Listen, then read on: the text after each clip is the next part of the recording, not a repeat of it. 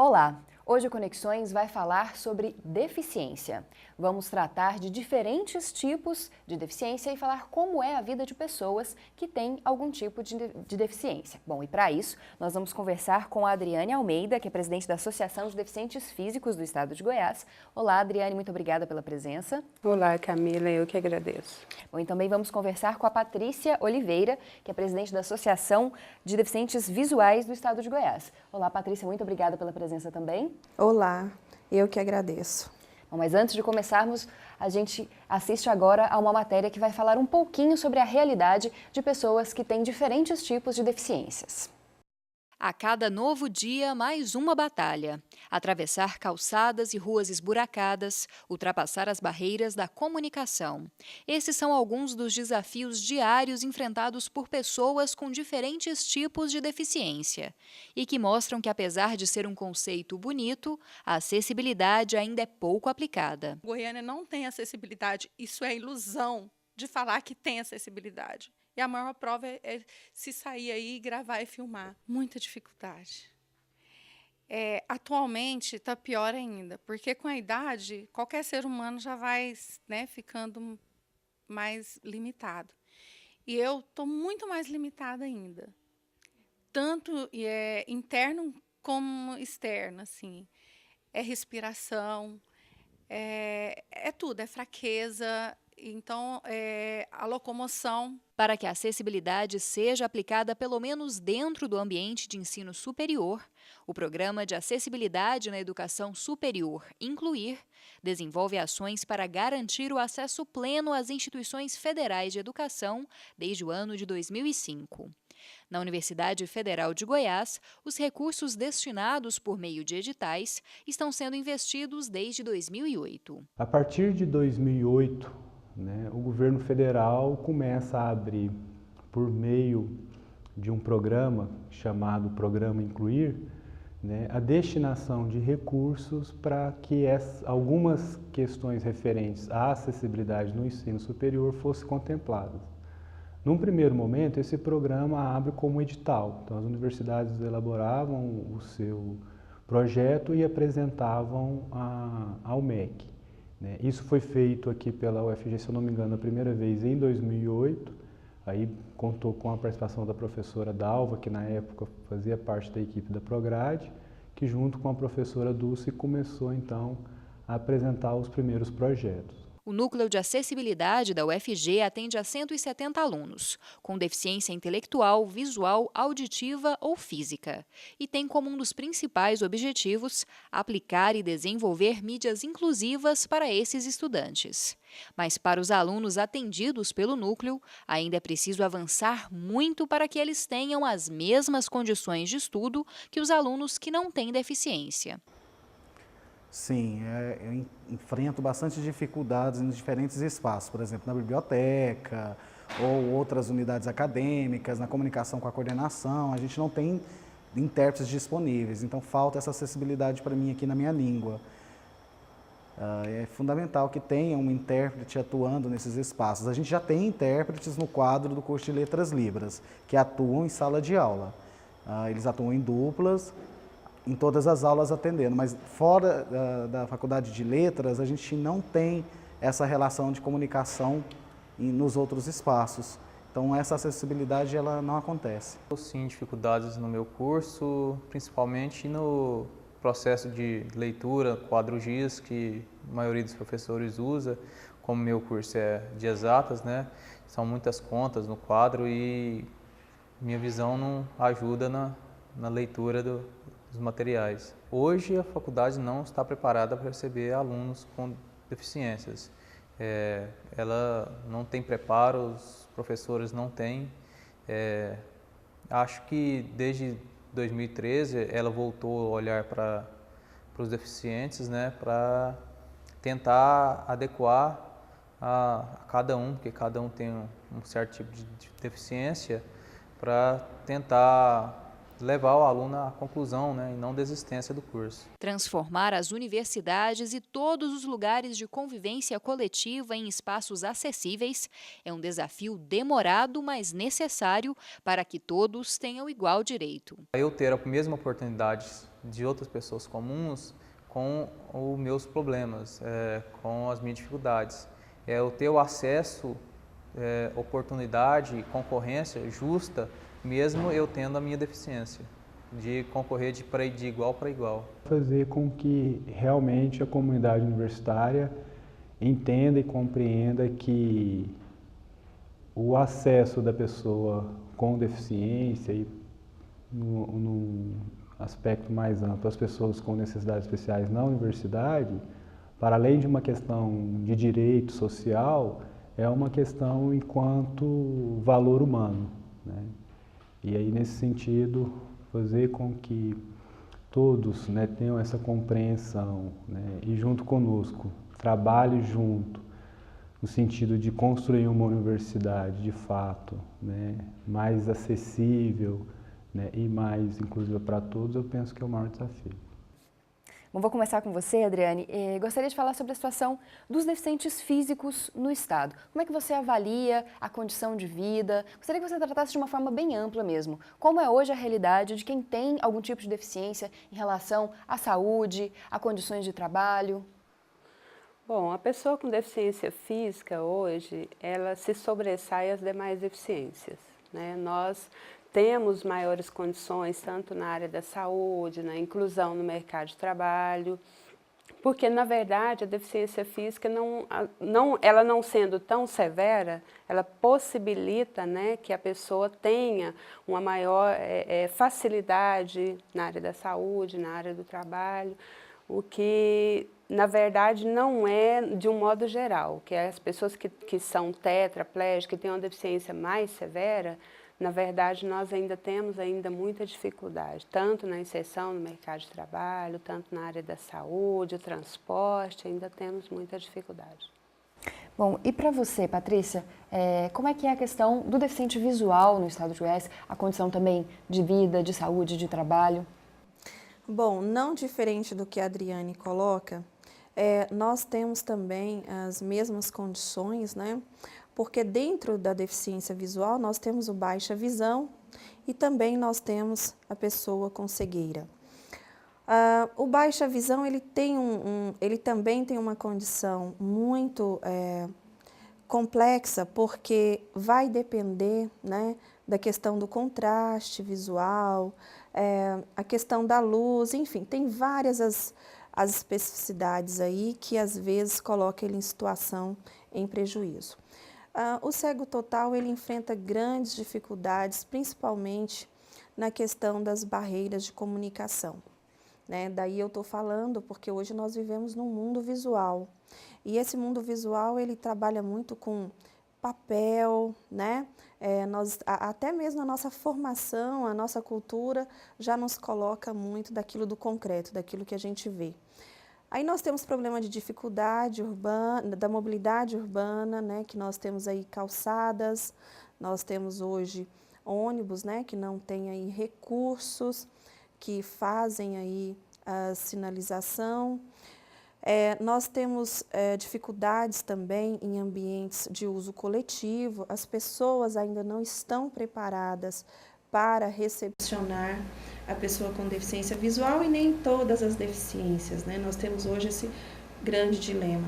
Na questão da saúde, é disso que eu falei, se nós também não temos um preparo também com o profissional, nós não temos piso tátil, né, nas unidades de saúde.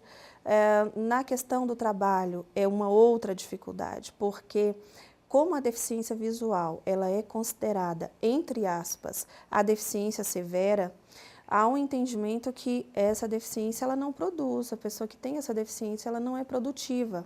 Então, há uma quebra de paradigma, há um desafio ainda, porque nós hoje temos recursos assistivos capazes de nos possibilitar acesso à informática, né? Então, se a gente tem acesso ao computador, a gente pode produzir documentos de texto, enfim, várias outras coisas aí que essa máquina potencializa.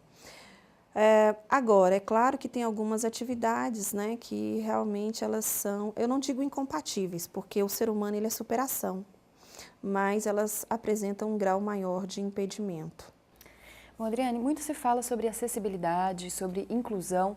Como é que você entende esse jargão, né, da acessibilidade, de incluir as pessoas que têm algum tipo de deficiência, mas que ainda assim tem muitas barreiras, como também a Patrícia colocou, de às vezes falta de preparo, falta do piso tátil, falta da rampa, falta do estacionamento para pessoas com deficiências, ou às vezes até mesmo do entendimento das pessoas em respeitar esse espaço. Como é que você percebe essa questão que é tão debatida da acessibilidade, mas muitas vezes ela não é concretizada? Na verdade, hoje, quando se fala em acessibilidade, as pessoas entendem só como arquitetônica. Na maioria das vezes é arquitetônica. Nós tivemos agora recentemente uma eleição onde o TRE teve todo um cuidado de preparar as urnas, mudar as salas e tudo para que a pessoa com deficiência tivesse um acesso melhor, tivesse o seu direito de ir e vir. Mas nós verificamos que o meio que leva até o fim não condiz com essa realidade. Lá dentro do colégio está tudo preparado para a pessoa com deficiência chegar, voltar, salas amplas, portas largas, mas já na entrada tem uma escada, né? As calçadas não possibilitam que a pessoa trafegue livremente, né? Então, assim, como a Patrícia diz na questão do trabalho, é muito verificada a questão arquitetônica também para a pessoa, para ser incluída no mercado de trabalho. Então, é preciso olhar com especificidade para essa questão da acessibilidade. Não é só uma rampa, não é só uma calçada, é preciso olhar a questão, uma amplitude geral. Né? O que é mesmo essa acessibilidade? É um equipamento tecnológico, as tecnologias assistivas, né? Então, na verdade, nós estamos sim no caminho, nós estamos progredindo sim na questão da acessibilidade, mas é preciso olhar de uma forma geral, né? A acessibilidade até atitudinal também das pessoas que tenha que olhe com mais especificidade para essa questão da acessibilidade. Você concorda, Patrícia, com... Concordo. Complementando, a acessibilidade sempre tem que ser vista como acesso a todas as pessoas, que têm ou não têm deficiência, né? É preciso a gente perceber que dentro de um conjunto, né, complexo que é o ser humano, esse espaço ele tem que ser transitável, ele tem que ser utilizado por todos. Então, nós estamos falando de um modelo de desenho universal de acessibilidade. E é esse desenho universal que contempla também o cidadão com deficiência visual, ou físico, ou auditivo, ou intelectual, o que tem deficiência múltipla, as pessoas que têm necessidades especiais, como o obeso, né, a criança, a gestante, a pessoa idosa, são grupos de pessoas que demandam aí acesso, e esse acesso às vezes com essa especificidade que a Adriane também coloca. Bom, e a gente vai para um rápido intervalo e continua debatendo sobre deficiência, vários tipos de deficiências aqui no Conexões.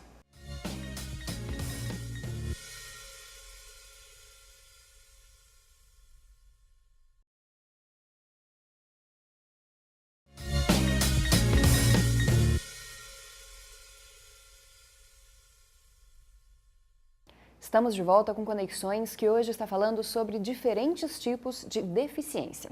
Bom, e para falar sobre esse assunto, nós contamos com a presença da Adriane Almeida, que é presidente da Associação dos Deficientes Físicos do Estado de Goiás, e também da Patrícia Oliveira, que é presidente da Associação dos Deficientes Visuais do Estado de Goiás. Bom, Patrícia, você falou um pouco dessa questão do mundo hoje ser muito visual, nós temos recursos eletrônicos, mesmo a questão escolar também voltada muito para essa questão do visual.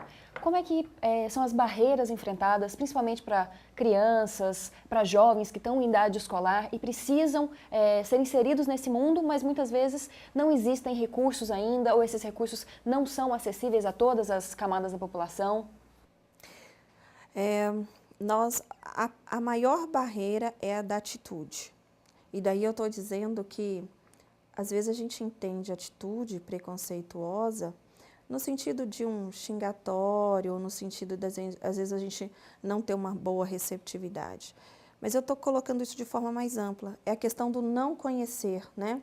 É aquele conceito de que as pessoas, elas só conseguem participação ou produção se ela estiver dita normal.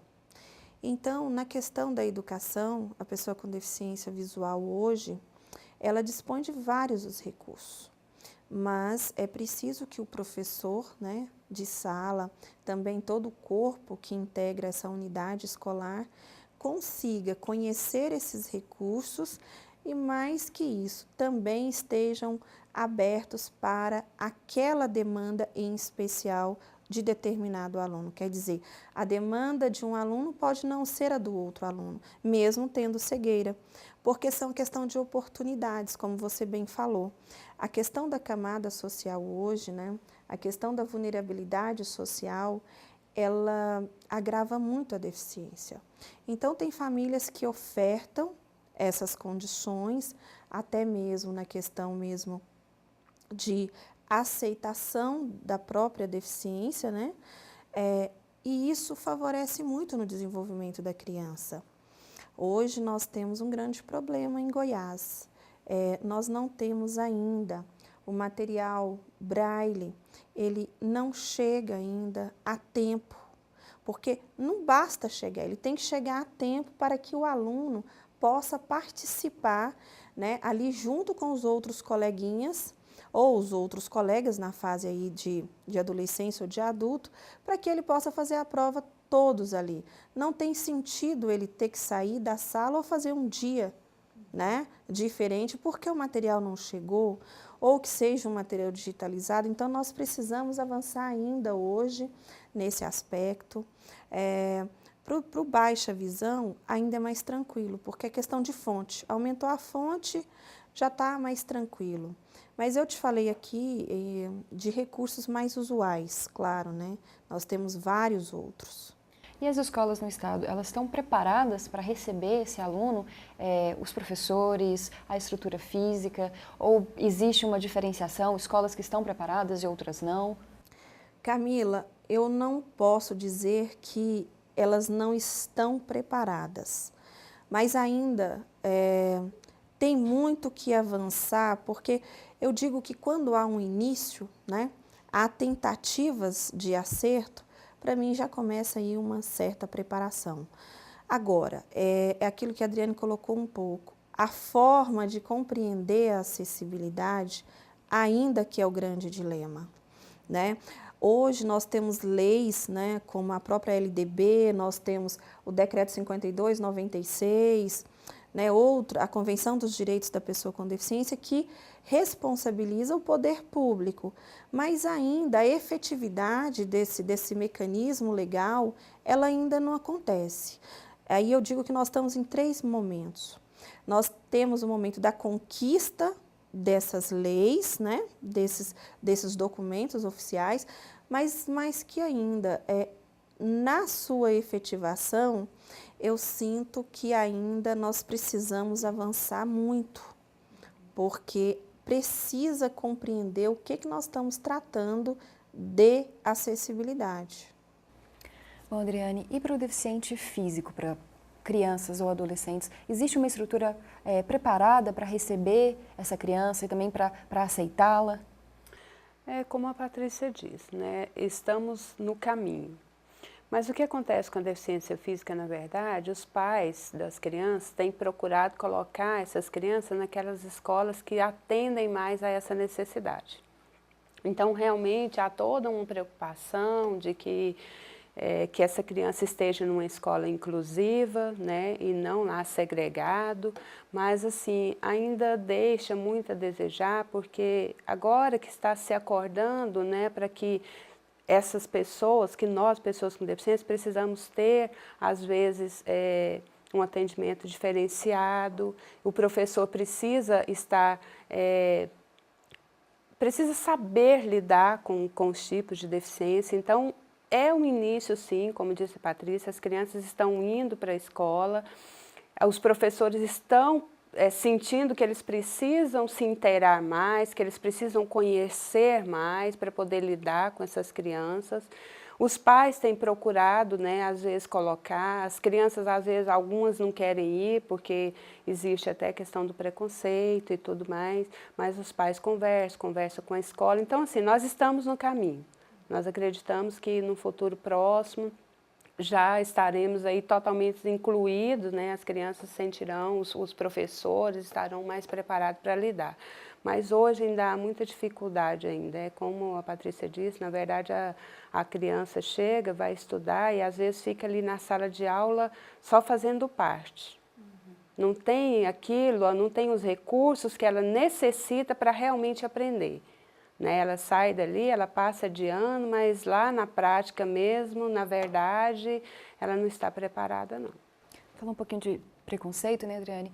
Isso ainda é uma barreira, como a Patrícia disse, o mundo parece preparado para quem é, entre aspas, normal, né? A normalidade, não só física, mas também em comportamento, em sexualidade. É difícil enfrentar essa sociedade, esse preconceito?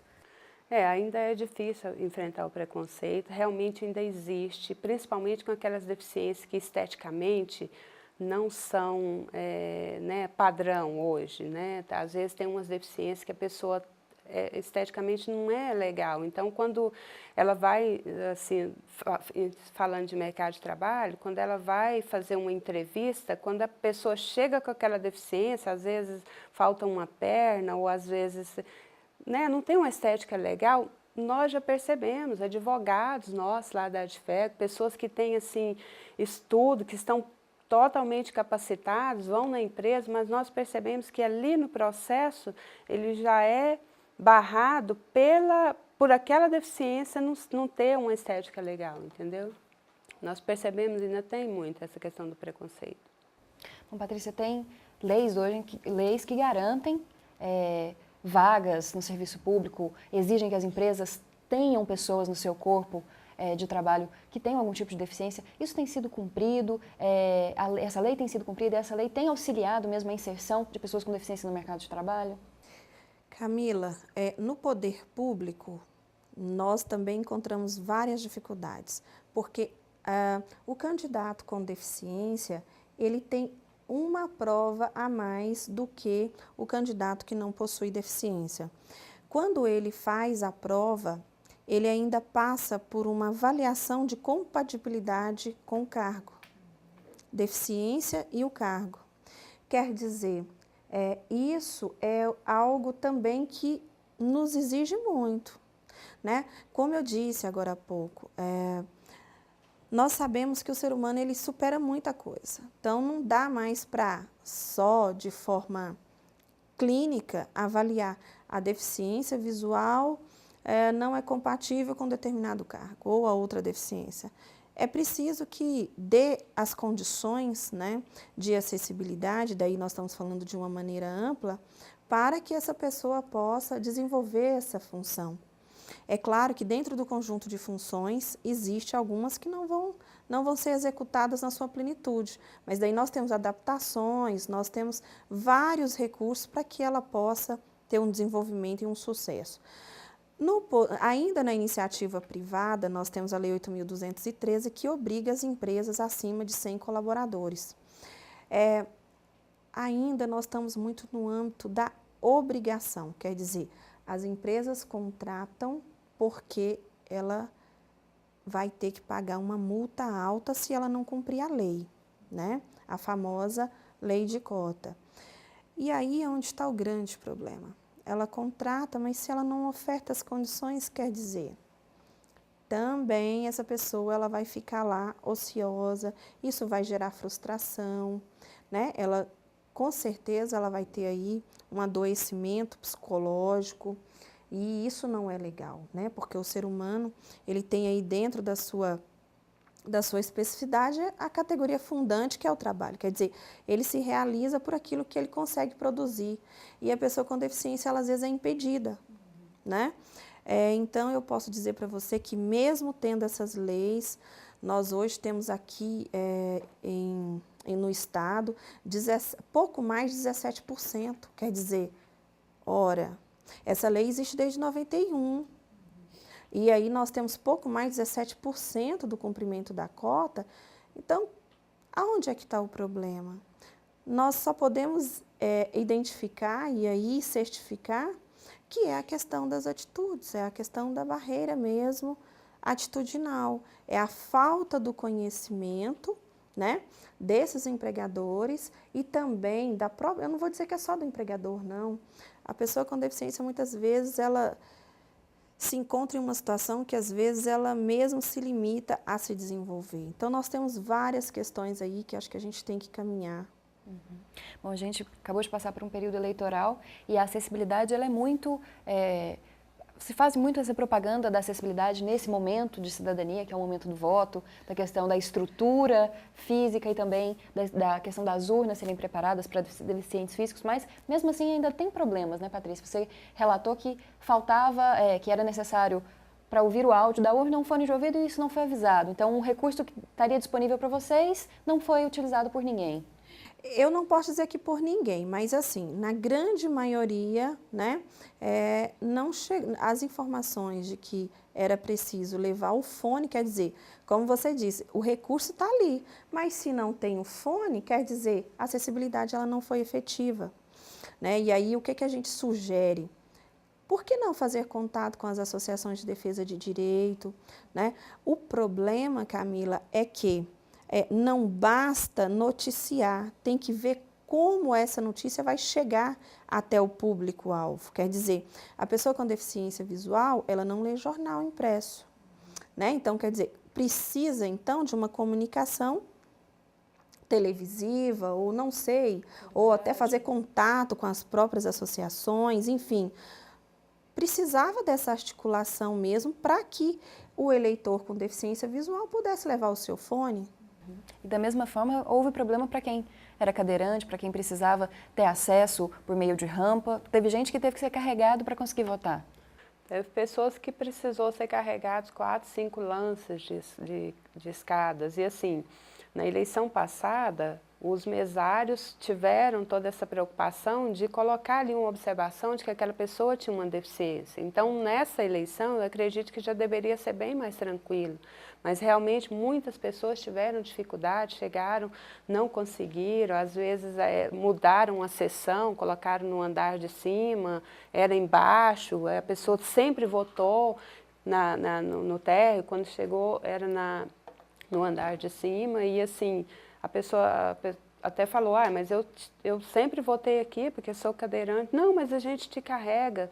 Ninguém quer ser carregado, né? Eu acho que é o direito de ir e vir. Tudo bem, pode ser carregado ali numa emergência, mas sabe-se daquela deficiência, aí a pessoa, 2, 3 pessoas pegam, e a pessoa que tem uma paraplegia, que é só a parte dos membros inferiores, ela consegue segurar o tronco. Então, quando você vai pegar a cadeira dela, ela consegue.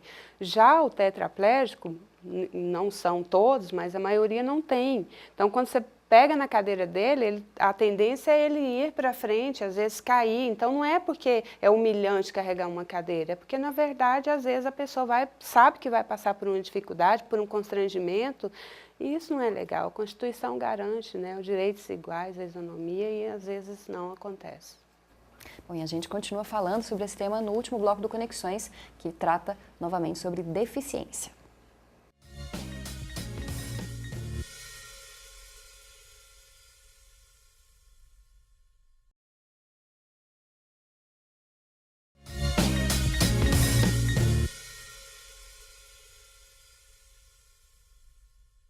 Chegamos ao último bloco do Conexões, que hoje está falando sobre diferentes tipos de deficiências, os desafios e também tudo o que deve ser feito para conseguir incluir essas pessoas no mercado de trabalho e na vida cotidiana. Bom, estamos com a Adriane Almeida, que é presidente da Associação de Deficientes Físicos do Estado de Goiás, participando com a gente desde o primeiro bloco, e também a Patrícia Oliveira, que é presidente da Associação dos Deficientes Visuais do Estado de Goiás, também contribuindo com essa discussão.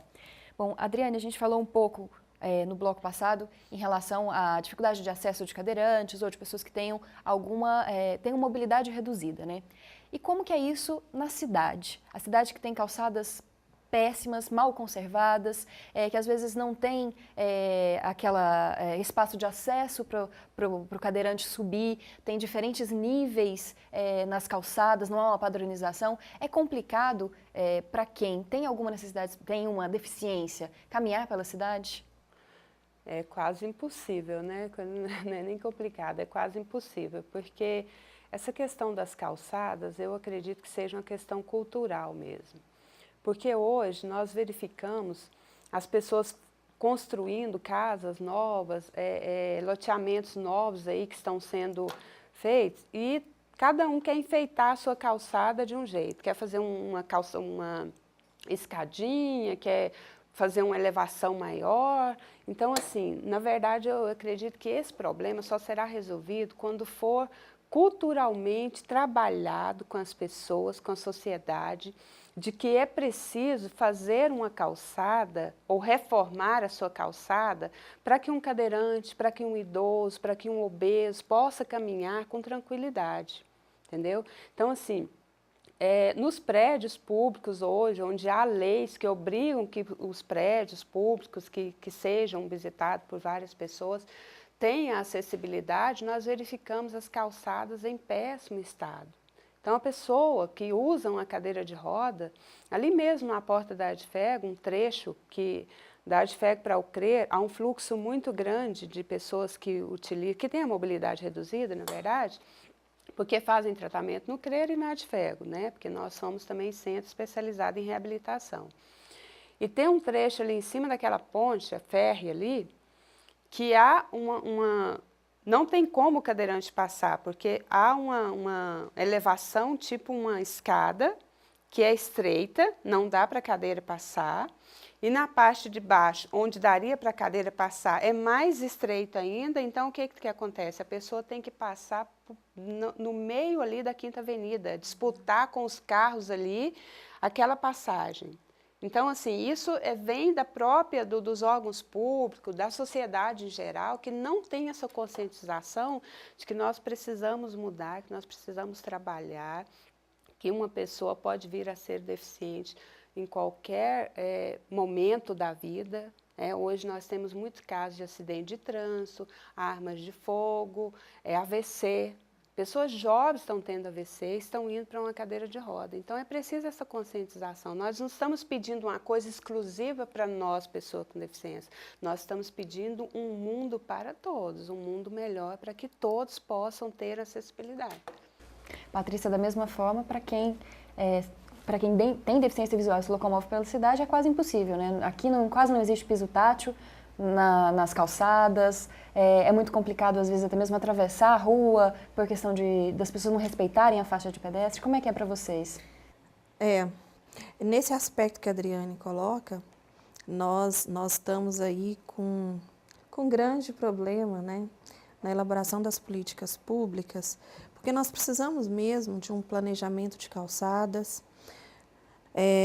devido que, se nós, né, não pensarmos nessas questões que a vida pode nos ofertar, vamos dizer assim, quer dizer, se você tem calçada irregular, você pode ter um agravamento de joelho, você pode escorregar, adquirir alguma limitação, isso vai impactar lá na saúde. Quer dizer, é preciso que o governo se atente para isso, porque hoje ele gasta muito pela falta de prevenção, né? A pessoa com deficiência visual hoje, para ela transitar nessas calçadas, também tem um grau de dificuldade grande. É claro que não é a mesma do cadeirante, né? Ou que tem aí membro inferior bem comprometido. No entanto, é um grande problema. Nós temos, por exemplo, gestantes que, né, sofrem quedas, crianças, quer dizer, isso tudo vai impactar na rede de saúde. Uma outra questão também é o transporte, Camila. É um grande problema para a pessoa com deficiência num todo, né? Hoje, principalmente em horário de fluxo maior, você não consegue entrar. As pessoas elas não respeitam a bengala, ela não respeita quem está na cadeira de roda, não respeita o idoso. Quer dizer, ali a luta para entrar no ônibus é maior. Salve-se quem puder. Bom, e você falou em um momento da entrevista em relação à condição financeira do deficiente, acaba muitas vezes piorando essa deficiência ou impedindo que ele tenha uma melhor qualidade de vida. Quais são os benefícios oferecidos e também como que a sociedade pode garantir uma qualidade de vida a pessoas que tenham deficiência? Hoje nós temos o benefício de prestação continuada, que ele é um benefício pago pela política pública de assistência social. Esse benefício ele não é contributivo, quer dizer, não precisa contribuir como os benefícios previdenciários, e quem tem direito é a pessoa com deficiência que tem aí uma renda familiar inferior a 1/4 do salário mínimo. E aí é que eu chamo aqui todos para refletir. 1/4 do salário mínimo garante condições básicas de vida para um ser humano?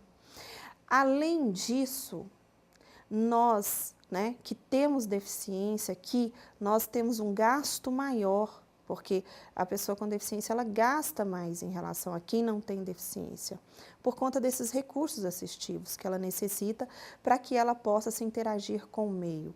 Então, pensando nisso, esse critério de renda ele é muito injusto, E aí nós temos números que comprovam que a pessoa com deficiência, ela quando está numa situação dessa de vulnerabilidade social, a deficiência se acentua muito. Quer dizer, é importante que esse aspecto seja considerado, porque principalmente pelo poder público, mas também pela sociedade, porque, ao meu ver, a sociedade ela tem uma responsabilidade muito grande no cumprimento da lei. Quando a pessoa ela não tem esse acesso, ela, de certa forma, o prejuízo dela é muito grande. E aí, a família, ela precisa de dar atenção para que a pessoa, esse ente, se desenvolva e ela precisa trabalhar. Quer dizer, hoje ter uma criança ou um filho com deficiência, com maioridade, e que aí a família precisa trabalhar, tanto a família quanto essa pessoa, ela fica numa situação mais delicada. Por quê? Porque a falta de renda complica muito. E aí, nós não podemos dizer que pessoa com deficiência é pobre. No entanto, nós temos que dizer que a pobreza agrava a deficiência. Isso é um fato e é preciso que a gente esteja atento, que as políticas públicas, em especial da transferência de renda, aumente esse critério, porque está comprovado que o gasto é maior. E se a gente precisa da família, a família é mola propulsora para que a gente se desenvolva, a família também tem que estar resguardada, pelo poder público. A sociedade precisa ter um olhar diferente no sentido de respeitar e também reivindicar esse direito, que é um direito humano. Nós não estamos falando de direito de uma parcela, nós estamos falando de direito à dignidade. Então, é preciso ter esse olhar mesmo de solidariedade, de justiça social, para que a gente, de fato, consiga aí caminhar na perspectiva de direito humano. Bom, Adriane, para finalizar, queria que você destacasse o papel da associação, como as pessoas podem entrar em contato e também quais os serviços que podem ser oferecidos para auxiliar as pessoas com deficiência física. Bom, a Adfego ela fica localizada ali na Avenida Independência, próximo ao CRE. Nós hoje oferecemos o serviço de assistência social, nós temos lá assistências sociais, temos atendimento jurídico, temos encaminhamento ao mercado de trabalho, temos também a reabilitação. E as pessoas podem conhecer mais o trabalho que a Adfego desenvolve através do nosso site, que é o www.adfego.org.br.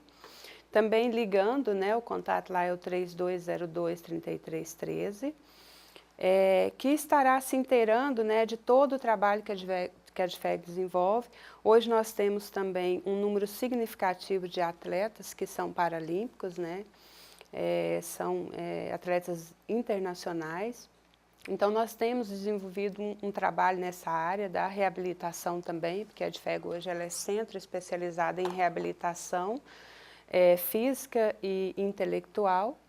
Então, na verdade, nós estamos ali procurando, de uma certa forma, promover a vida das pessoas com deficiência. Convidamos as pessoas que ainda não conhecem a Adfego a vir a conhecer, a nos fazer uma visita, será um grande prazer porque nós sabemos que uma grande parcela das pessoas com deficiência ainda estão segregadas, ainda vivem, né, segregadas. Nós convidamos essas pessoas para conhecer e para lutar junto conosco na busca dos nossos direitos. Patrícia, queria que você também falasse sobre a Associação de Deficientes Visuais, como que as pessoas podem entrar em contato, quais os serviços que são oferecidos. A Associação dos Deficientes Visuais, ela fica na Rua 29A, ali próximo da Assembleia Legislativa. O telefone é 3092-3132, o site é www.adveg.org.br. Lá nós temos o serviço de atendimento, ele difere um pouco da Adveg, né? Nós não somos ainda um ser, lá é 2, né, Adriane? Ser 2. Nós ainda não somos sequer ainda um ser 1. A proposta da Adveg, ela diferencia um pouco da Adveg. Nós estamos ainda no âmbito da defesa de direito, então nós estamos lá para mediar, no sentido mais de mediar o interesse da pessoa com deficiência visual e seus familiares junto ao poder público e também a sociedade civil num todo. Nós temos trabalho com o esporte, também trabalho com assistência social, tá? Nós estamos com um projeto aí para ser aprovado da criança e do adolescente, onde nós vamos trabalhar também, porque nós compreendemos que se a gente trabalha ainda no início, né, quando ainda criança, a chance aí de ser um sucesso é maior. Então, hoje, nós estamos muito no âmbito mesmo dessa intermediação. Ok. Muito obrigada, Patrícia, pela presença. Obrigada. Obrigada também, Adriane, pela presença, por estar aqui para contribuir com a gente. Obrigada, Camila. Eu que agradeço. Bom, e você fica agora com o quadro Conexão Urbana, que traz dicas de eventos culturais e acadêmicos.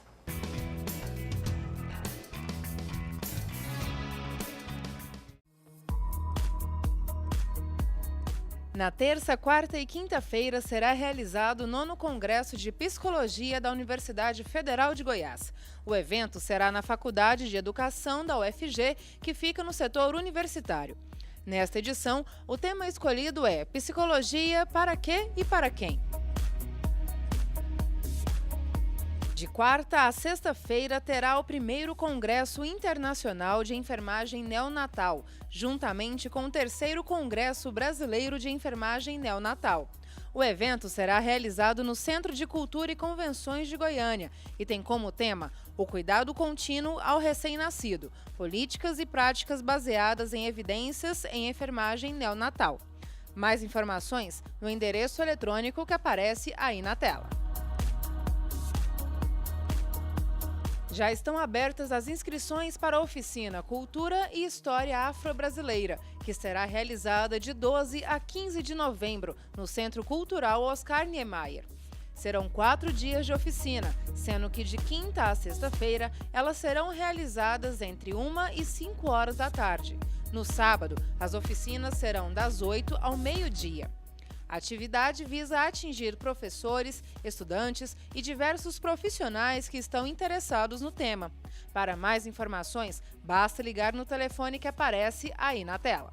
O Conexões de hoje fica por aqui. E você pode participar dos próximos programas mandando sugestões de pauta, perguntas ou críticas para o e-mail ou então para as redes sociais do Conexões. E também pode assistir a todos os episódios que já foram produzidos até hoje no blog do programa. Eu te espero no próximo sábado, às 5h30 da tarde. Os horários alternativos são no domingo, às 9h15 da noite e na segunda-feira, às 8h15 da noite. Uma ótima semana para você!